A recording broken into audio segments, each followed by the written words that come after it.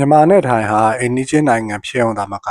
ရာစုနှစ်တွေနဲ့ချီစစ်ခင်းခဲ့ကြတဲ့နိုင်ငံတွေဖြစ်ပါတယ်။လူမျိုးနဲ့ယဉ်ကျေးမှုကိုယ်ွယ်ယုံကြည်မှုတွေဆင်တူကြတဲ့အတွက်အရှေ့တောင်အာရှဗုဒ္ဓယဉ်ကျေးမှုထွန်းကားတဲ့နိုင်ငံအုပ်စုမှာထည့်သွင်းထားပါတယ်။ပန္ဒရာဂီတာပချီပပူဘိတုကာစပြီးစားတလိဝစ်တလိတွေမှာလည်းနှစ်ပြည်တစ်ပြည်အကူးရှက်တွေများလာတဲ့အတွက်ဘယ်ကဘယ်မူလားဆိုတာမသိတဲ့နေရာတွေလည်းရှိပါတယ်။သမိုင်းကြောင်းအရာထိုင်းနဲ့မြန်မာဖြစ်လာမဲ့နေရာတွေမှာအိန္ဒိယကုန်သည်တွေယူလာတဲ့ယဉ်ကျေးမှုအယူဝါဒတွေနဲ့ဒေသခံတွေထိတွေ့ရာကနေဖြူမွန်ရခိုင်နဲ့ထိုင်းမျိုးပြနိုင်ငံတွေပေါ်ထွန်းလာခဲ့ပါတယ်။ထိုင်းတွေရောက်မလာခင်ကြောက်ဖျားမြစ်ဝမ်းမှာမွန်လူမျိုးတွေရဲ့မျိုးပြနိုင်ငံတွေတရှိခဲ့ပြီးဒွါရာဝတီယဉ်ကျေးမှုအဖြစ်ထင်ရှားခဲ့ပါတယ်။ဒီမွန်တွေရဲ့ယဉ်ကျေးမှုတွေဟာစစ်တောင်းမြစ်ဝမ်းနဲ့အေယာဝတီမြစ်ဝကျွန်းပေါ်တနင်္လာရီကမ်းမြောင်ဒေသတွေထိရောက်ခဲ့ပြီးအင်္ကာနိုင်ငံကိုထူထောင်ခဲ့တဲ့ခမာတွေနဲ့လည်းသွေးသားတော်ဆက်ပါတယ်။ဟီရီပု္ပ္ပာနဲ့ဒွါဝတီပြည်တွေကိုအနော်ရထာကပနာဆက်ခိုင်းတယ်လို့အဆိုရှိပေမဲ့လည်းတကယ်သိမ်းပိုက်နိုင်သလားဆိုတာခိုင်မာစွာမတွေးခဲ့ရပါဘူး။အဲဒီစနစ်ရာစုမှာတော့မွန်ဂိုကျူးကျော်မှုကြောင့်ယူနန်နယ်ကရွှေ့ပြောင်းဝင်လာကြတဲ့ထိုင်းရှမ်းလူမျိုးတွေကြောင့်မွန်နိုင်ငံတွေပြတ်သုံးခဲ့ပြီးတော့ကတဲ့စင်းမဲ့အယုဒ္ဓယနဲ့ဘန်ကောက်ဆိုတဲ့ထိုင်းပြည်တောင်တွေထွန်းကားလာခဲ့ပါတယ်။ဒီထိုင်းတွေဟာလာအိုယူနန်နဲ့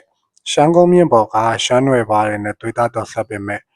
အုပ်ချုပ်ရေးအရာနိုင်ငံတစ်ခုတည်းဘယ်တော့မှမဖြစ်ပေါ်ခဲ့ပါဘူး။ဒါကြောင့်ရှမ်းပြည်ကစော်ဘွားတွေဟာပြင်းအောင်ခေတ်ကနေတစားတစားမြန်မာအုပ်ချုပ်ရေးကိုတစ္ဆာခံခဲ့တယ်လို့လင်စင်းလို့ခေါ်တဲ့လောင်ပရာပန်ဖီယန်ဂျန်နဲ့ချမ်ပါဆက်နိုင်ငံတွေဟာလည်းထိုင်းနဲ့မြန်မာပြည်တွေအာဏာလုတဲ့နေမြေတွေဖြစ်ခဲ့ပြီးနောက်ဆုံးပြင်သစ်လက်အောက်သို့ကြာရောက်ခဲ့ပါတယ်။တနင်္လာရီဟာလည်းပကံခေတ်ကတည်းကမြန်မာမော်နိုင်ငံတွေနဲ့ခမာထိုင်းနိုင်ငံတွေကြားအာဏာလွန်ဆွဲရာနေမြေဖြစ်ခဲ့ပါတယ်။မြန်မာဘက်ခြမ်းမှာတော့ပကံခေတ်ကုံကတည်းကအင်းဝဟန်တာဝတီနဲ့ရခိုင်သုံးနိုင်ငံကြားနေမြေလူစစ်ပွဲတွေရာစုနှစ်တွေနဲ့ချီဖြစ်ပွားခဲ့ရာအနှစ်900ကျော်ကြာမှသုံးနိုင်ငံလုံးကုန်းပေါင်လက်အောက်ကိုရောက်ရှိခဲ့ပါတယ်။ဒါပေမဲ့သိမ်းပြီးအနှစ်90မပြည့်ခင်မှာရခိုင်နဲ့တနင်္လာရီကဗြိတိရှလက်အောက်သို့ကြာရောက်သွားပြီးအောက်မြန်မာပြည်ဖြစ်လာမဲ့ပဲခူးလည်းဆက်အသိမ်းခံခဲ့ရပါတယ်။ဒါကြောင့်မြန်မာနိုင်ငံအနေနဲ့အမျိုးသားနိုင်ငံတည်ဆောက်မှုမှာထိုင်းလောက်ခိုင်မာတဲ့အဆင့်ကိုမရောက်ခဲ့သလိုတောင်ပေါ်ကရှမ်းကချင်ချင်းနေမြေတွေကလည်းမြန်မာအုပ်ချုပ်ရေးနဲ့အမြဲနေနှီးဆက်ဆက်မရှိခဲ့ကြပဲ1948မှာခေတ်သစ်နိုင်ငံပုံစံဝင်လာခဲ့တာဖြစ်ပါတယ်။တစ်ဖက်မှာတော့အနှစ်900ကျော်ပဒေသရစ်နယ်မြေထိစပ်မှုအရာအေယာဝတီစစ်တောင်းမြစ်ဝမ်းနိုင်ငံတွေနဲ့ကြောက်ဖျားယဉ်ကျေးမှုတို့ပုံမထိတွေ့ခဲ့တဲ့အတွက်ထိုင်းရှမ်းမြန်မာနဲ့မွန်နိုင်ငံတွေကြားကယဉ်ကျေးမှုနဲ့စစ်ရေးနိုင်ငံရေးပတ်သက်မှုဟာမြန်မာနဲ့ကချင်ချင်းနယ်မြေတွေကြားပတ်သက်မှုထပ်ပိုပြီးလာအိုနဲ့ခမာနယ်တွေထိရောက်တဲ့ယဉ်ကျေးမှုရဝန်းကြီးလိုဖြစ်နေခဲ့ပါတယ်။အိန္ဒိယအုပ်ချုပ်ရေးကမန္တလာပုံစံပြင့်နေပြည်တော်ကနေကျေးလက်အစွန်ဖြားထိအာဏာပြန့်သွားတဲ့ပုံစံကိုယူပြီးဒီနိုင်ငံတွေကိုမန္တလာယဉ်ကျေးမှုနယ်မြေတွေလို့သတ်မှတ်ကြသလိုအိန္ဒိယယဉ်ကျေးမှုနယ်မြေတွေလို့လည်းရည်ညွှန်းကြပါတယ်။ဘင်းအောင်ခေတ်ကစပြီးအယုဒ္ဓယနဲ့ဆင်းမဲ့နေစင်းနိုင်ငံတွေကိုသိမ်းပိုက်ခဲ့ပြီးဇင်းမဲ့ဟာမြန်မာအောက်မှာအနှစ်200လောက်ကြာရောက်ခဲ့ပါတယ်။ရုတ်တရကိုအပြေးတိုင်ဖြတ်စည်းပြီးမင်းနဲ့ပြည်သူတွေကိုဖမ်းခေါ်လာတာကတော့ကုန်းပေါင်းစင်ဖြူရှင်ခေတ်1969မှာဖြစ်ပါတယ်။ဒါကြောင့်အောင်နဲ့ကျင်းနဲ့ရလာတဲ့ထိုင်းရင်ကျေးမှုတွေကိုမြန်မာနန်းတွေကစပြီးစင်ပွားရယူခဲ့ရမှရာမဇက်ယူရီးယားသချင်းနဲ့အကတွေကထင်ရှားပါတယ်။ရုတ်တရက်ပြည်သားတွေယူဆောင်လာတဲ့ယဉ်ကျေးမှုတွေဖြစ်လို့ယူရီးယားလိုရည်ညွှန်းခေါ်ဆိုခဲ့ကြပါတယ်။ရွှန်းတန်ခန်တွေကတဆင့်ယာမအီနာကေတာတီရီသင်္ခပတစတဲ့ဇကြီးတွေကို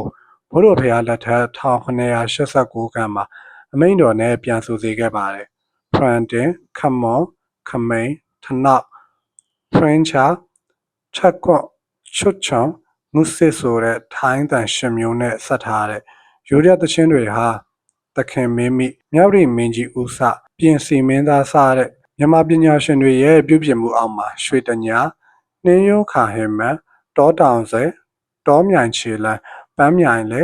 ခိုင်ပန်းဆောင်မော်ယုံဟေဝွန်မ ပိုင်းမုံပြညိုစတဲ့မဟာဂီတဝင်မြန်မာတချင်းကြီးတချင်းခန့်တွေဖြစ်လာပါတယ်ဒီတေးကြီးရှစ်ပုတ်အပြင်ဝမ်းပုတ်အောင်ချူချာစန်းတွေဦးကပီစိန်ချယ်ကြီးလင်အလေးမေဝေဇန်နီယာမဟော်တီဆိုတဲ့တေးတွေနဲ့ပါတွဲပြီးယူရီးယားစနခန်းလို့ခေါ်တွင်ခဲ့ကြပါတယ်ဒီယူရီးယားတေးတွေကိုထိုင်းမြန်မာမိတ်ဆက်အဖွဲ့တွေဘန်ကောက်ရောက်စဉ်ကဆိုတီးပြခဲ့ပေမဲ့ထိုင်းမိတ်ဆွေတွေကဘယ်တေးကိုမိမှန်းထားမှန်းသေချာမပြောနိုင်ပဲစင်တော့စင်တယ်လို့ပြောတာသာကြုံခဲ့ကြောင်းတန်တော်စင်ဦးသိန်းမောင်ကကိုတွေ့ယူရီးယားစာအုပ်မှာရေးခဲ့ပါတယ်ဒီတေးတွေနဲ့လိုက်ဖက်တဲ့ညင်ညောင်းညင်သာစွာကားရတဲ့ယူရီးယားကတွေလည်းဖန်တီးခဲ့ကြပါတယ်ဒါကြောင့်ကတော်ခန်း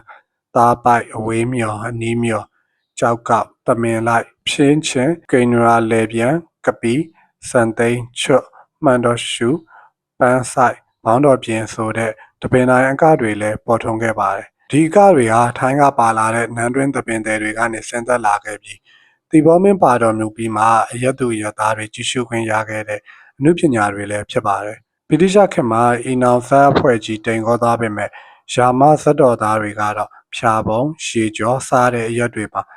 အရက်သမင်အဖွဲ့တွေဖြစ်ယနေ့အထိတိုင်ကြံခဲ့ပါတယ်ဇင်းမဲခေါ်ချင်းမိုင်ဒေတာဟာဘီယက်နမ်ခေတ်ကနေဘိုးတော်ဖျားခေတ်ဒီအနှစ်200ကျော်မြန်မာအောက်ကြားရောက်ခဲ့တဲ့ဒေသဖြစ်တဲ့အပြင်ကိုလိုနီခေတ်မှာလည်းမြန်မာပြည်ကတေလောက်ကန်သူတွေဇင်းမဲမှာလာရောက်ခြေချနေထိုင်ခဲ့ကြတဲ့အတွက်လည်းမြန်မာငွေသက်တွေဇင်းမဲမှာများပါတယ်ဖျားเจ้าကန်တွေနဲ့ဆင်ရင်ထောင်းပွဲမှုအစားအသောက်ဓလေ့တွေမှာမြန်မာပုံစံတွေတွေ့ရသလိုအခက်ရာစလုံးမှာလည်းဂုံလူစားတဲ့အနီးဝန်းကျင်ကရှမ်းဘာသာစကားတွေလုံးမော်မြန်မာအခက်ရာတွေနဲ့ဆင်တဲ့ရုံးအခက်ရာတွေကိုသုံးပါတယ်တကယ်ကဒီနယ်မြေတွေမှာအုပ်စိုးတဲ့ပရိသတ်ခေါင်းဆောင်တွေဟာဆွေမျိုးတွေဖြစ်ကြပြီး20ရာစုတည်းထိပဲသားပေးသမီးယူတွေရှိခဲ့ပါတယ်စစ်ကောင်စီအကြံပေးဒေါက်တာရင်ရွင်နယ်ရဲ့အကြီးတော်ကျိုင်းတော်မင်းသမီးစုကန်သားဟာလည်းနောက်ဆုံးဇင်းမဲ့ဘရင်ရဲ့သားတော်နဲ့1932မှာလက်ထပ်ပြီးဇင်းမဲ့မှာ2003ကမှ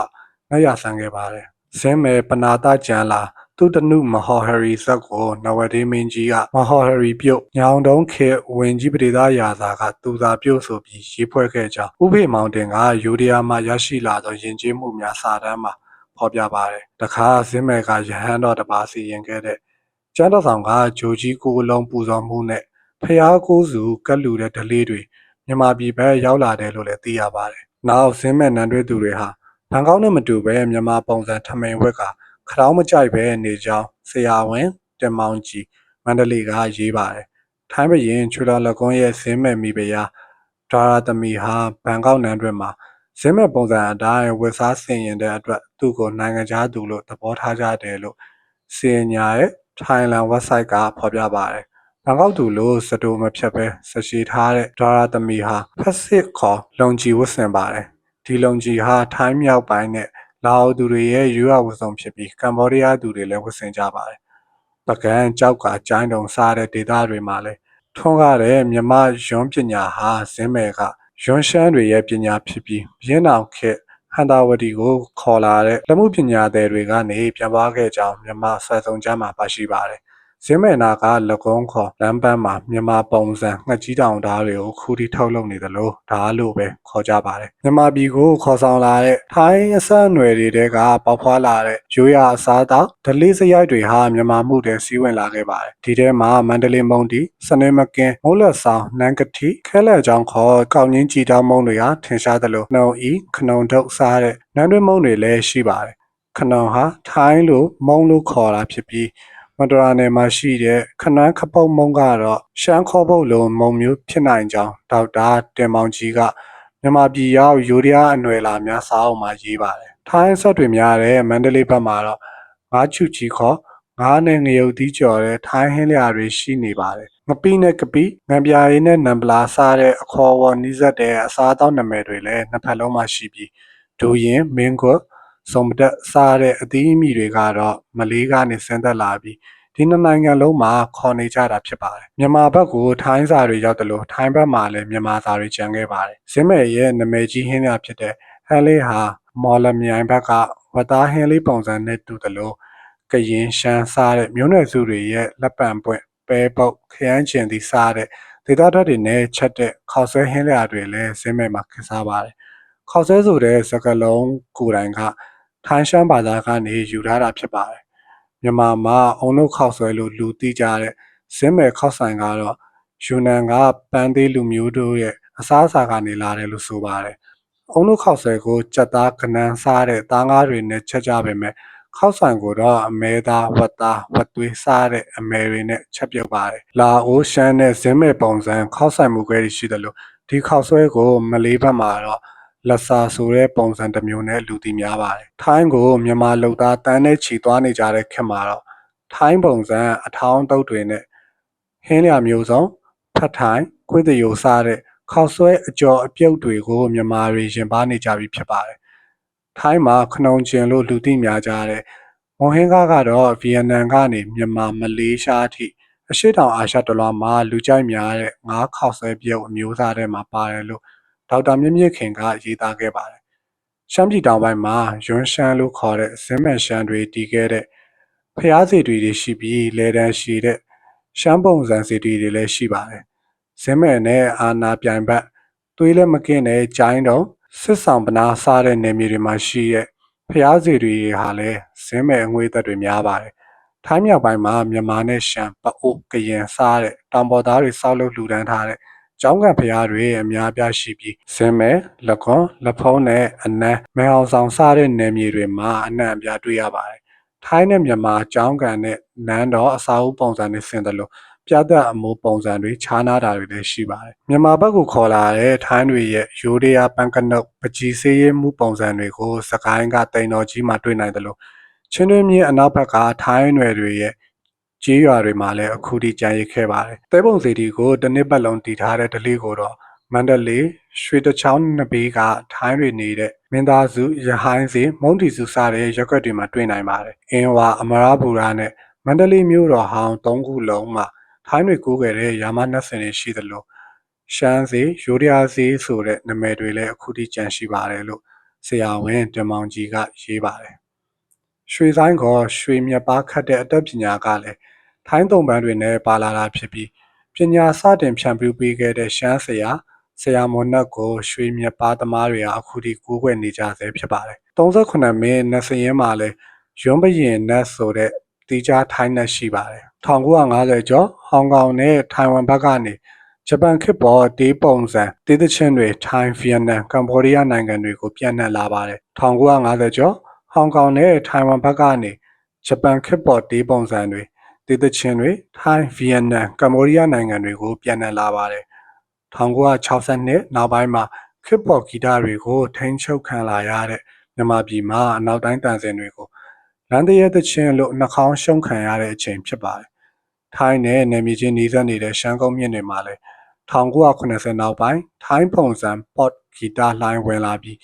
ရှမ်းနဲ့ပအိုတေးတွေပြောင်းလဲလာခဲ့ပါတယ်ဒီပုံစံတေးသွားတွေကိုပအိုဆိုတော့ခွန်ပေါ်ရန်နဲ့ရှမ်းဆိုတော့စားဆိုင်မို့တော့ဆိုကြသလိုနောက်ပိုင်းစန်းတီဆိုင်ခက်မှာလည်းမြန်မာပြည်ဘက်ကဒီသချင်းတွေခက်စားခဲ့ပါတယ်ဆိုင်းဆိုင်မော်ရဲ့ပထမဆုံးသချင်းခွေကို FFV အရှေ့တိုင်းတပ်မှာထမ်းဆောင်စဉ်ဇင်းမဲ့မြို့မှာအတန်သွင်းခဲ့တယ်လို့ဇင်းမဲ့တက္ကသိုလ်လူမှုရေးသိပ္ပံနဲ့ဖွံ့ဖြိုးရေးဌာနတွဲဖက်ပါမောက္ခအမ်ပွန်ဂျီရတ်တီကွန်ကရှမ်းတန်နဲ့မြန်မာတေးများစာတမ်းမှာရေးပါတယ်21ရာစု Global ခက်မှာတော့ထိုင်းမြန်မာယဉ်ကျေးမှုစီစဉ်မှုပုံမမြန်ဆန်လာပြီးထိုင်းရုပ်သံဇာတ်လမ်းတွဲတွေကိုလည်းမြန်မာတွေနှစ်သက်လာကြပါတယ်ထိုင်းကဖွင့်တဲ့ချဲတီထိုင်းဒီဆိုတာတွေကိုမြန်မာပြည်ဘက်ကတော်ရောမြို့ရောပါဆွဲကြသလိုဒုက္ခရောက်သူတွေလည်းများခဲ့ပါတယ်သာသနာရေးဘက်မှာတော့မိုင်းပုံးဆရာတော်ကိုထိုင်းရောမြန်မာဘက်မှာပါကိုးကွယ်သူတွေများပါတယ်ဘိုးတော်ဘုရားခေတ်ကပြည်မကနေနှိပ်ကွလိုက်တဲ့ဇောတိကိုင်းဟာရှမ်းနဲ့ထိုင်းဘက်မှာမြင်းစီတော်ချဆိုင်တဲ့ဘုန်းကြီးတွေအဖြစ်ခနေ့ထိကိုးကွယ်နေကြဆဲဖြစ်သလိုထိုင်းဘရင်တွေကိုးကွယ်တဲ့ဓမ္မယုတ်ကိုင်းအဆက်မဟာရင်ကိုင်းကိုလည်းတန်ခါကိုင်းကြီးကိုးကိုင်းဝင်အဖြစ်လမ်းစဉ်ပါတီခေတ်ကအတိအမှတ်ပြုခဲ့တာကိုတွေ့ရပါတယ်ဒီနိုင်ငံလုံးမှာပြန့်နှံ့နေတဲ့ယဉ်ကျေးမှုကိုးကွယ်ယုံကြည်မှုနဲ့ဓလေ့စရိုက်တွေများပြားတဲ့အတွက်ဘယ်ဟာဘယ်ကစတယ်ဆိုတာပြောရခက်တဲ့နိုင်ငံတွေလည်းဖြစ်ကြပါတယ်ထိုင်းနဲ့မြန်မာဟာအသွင်သိမ့်မတူတဲ့အမွာတွေလို့လည်းကွယ်လွန်သူတာမတ်ကြီးဦးသက်ထွန်ကမှတ်ချက်ချမှုပါတယ်